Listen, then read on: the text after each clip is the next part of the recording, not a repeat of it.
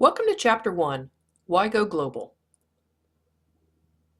Before we go any further, I'd like to hear a little bit about why you chose to study international business. So please pause the video, click on the discussion forum, and post a little bit about your studies, your background, and what you hope to get out of the class. Later on in the week, please respond to 2 or more classmates. When you're done posting in the discussion forum, please restart the video.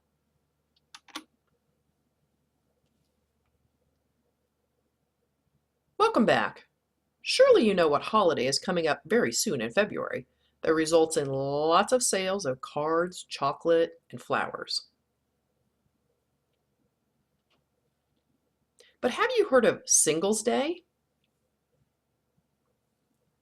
Please take a moment to click on the assignment that asks about Singles Day. Take your best guess as to what you think Singles Day is, and then return to the video. You probably haven't heard of Singles Day before. It's on November 4th in China, and it results in sales of consumer goods of $10 billion. That's quite a bit of sales. And in fact, in 2014, it resulted in sales that were more than 6 times the volume of Black Friday. To learn more about other holidays that result in large consumer sales around the world, please pause the video now and click on the assignment link that brings you to the PayPal Passport site. Complete that assignment, then come back to the video, and we'll talk about the motivators of going global. Businesses pursue international opportunities for a number of reasons. Some of the more common include the opportunity to make sales to other markets, diversifying to take advantage of cyclic or seasonal fluctuations and reduce the risk of relying solely on the domestic market, responding to changing domestic conditions, and access to lower cost structures. First, let's consider sales to other markets. Did you know that 1.8 billion people will enter the consuming class by 2025? Consider the burgeoning middle class in China and India. Emerging markets will be spending $30 trillion annually by 2025 and account for 50% of the world's consumption. Another key motivator for going international is diversification and reduced risk. For instance, consider sales cycles or seasonal fluctuations. When it's winter here, it's summer in Chile and Argentina, and vice versa. Another key motivation is changing domestic conditions. Take a look at the graphic in front of you. What's happening to sales of Coca-Cola in the United States?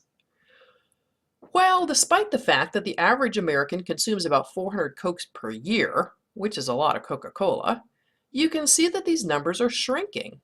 In marketing terms, we say that the US market for soda is saturated. What about India?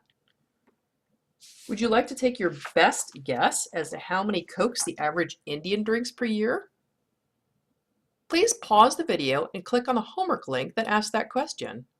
Answer the question and then resume the video. Welcome back. As pointed out by Coca-Cola's Chief Executive Officer Muhtar Kent, the average Indian consumes only 12 8-ounce bottles of Coke a year. That's amazing compared to more saturated countries like the United States. So it's probably fairly obvious that Coke needs to look outside the United States in order to continue to make sales.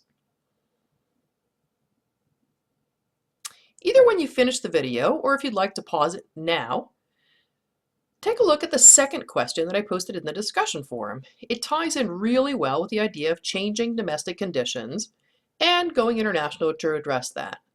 So take a look at what tobacco companies are doing to address the problem that they're facing, which is actually quite similar to what the soda companies are facing in the United States.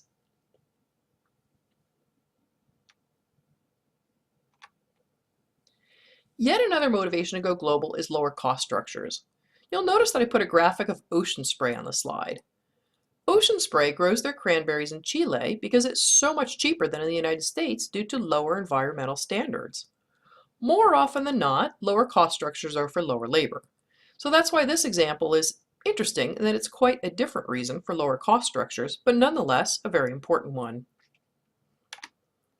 Last but certainly not least, one of the primary movers of internationalization is the opportunity to achieve economies of scale.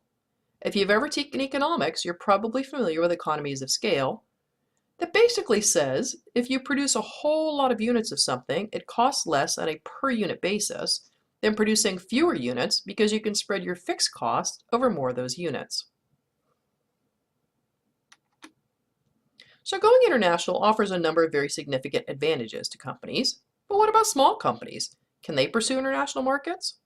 I started out in a small business exporting construction equipment to Mexico, so I can categorically say yes, small companies can take advantage of international markets. The key is developing the expertise to do so, which is what we'll spend the rest of the semester discussing. What about those folks who are interested in international business, but who are not necessarily keen on starting their own business? Well, for those, I would like to point out that 1 out of every 8 jobs in Southern California is directly related to trade. This statistic comes from the Port of Los Angeles. I'm including a link to a PowerPoint from the port that talks about the myriad jobs that are available in international business. I look forward to receiving your homework, and I look forward to hearing your thoughts in the discussion forum.